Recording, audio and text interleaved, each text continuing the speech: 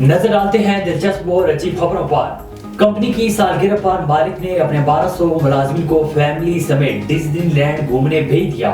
غیر ملکی میڈیا کے مطابق سیکیورٹیز کے مالک اور سی ای او نے گزشتہ دنوں کمپنی کی سالگرہ پر مالک نے خوشی میں اپنے ملازمین کو منفرد انداز میں شریک کیا اور 1200 ملازمین کو اپنے ذاتی خرچ پر خاندان سمیت 3 روز کے تفریحی ٹور پر بھیج دیا۔ رپورٹ کے مطابق 27 سے 29 اکتوبر تک جاری رہنے والے اس ٹرپ میں کینتھ گریفن کی کمپنی کی Asia, Hong Kong, Singapore, Sydney, Shanghai, Tokyo اور گروگرام میں واقع دفاتر کے ملازمین اپنے اہل خانہ سمیت شریک رہے۔ خنزیر کا دل لگوانے والا دنیا کا دوسرا شخص بھی 6 ہفتوں کے بعد دنیا سے چلا گیا۔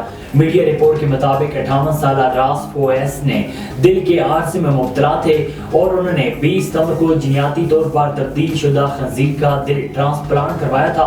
ان کا انتقال 30 اکتوبر کو ہو گیا۔ گھر کو آگ لگی، گھر کے چراغ سے بھارت میں کوبرا سانپ کو بھگانے کی کوشش میں اہل خانہ نے گھر کو ہی جلا دیا۔ بھارتی میڈیا کے مطابق بھارت کے ریاست اتر پردیش میں راج کمار نامی مزدور کے گھر میں صبح 10 بجے واقعہ پیش آیا۔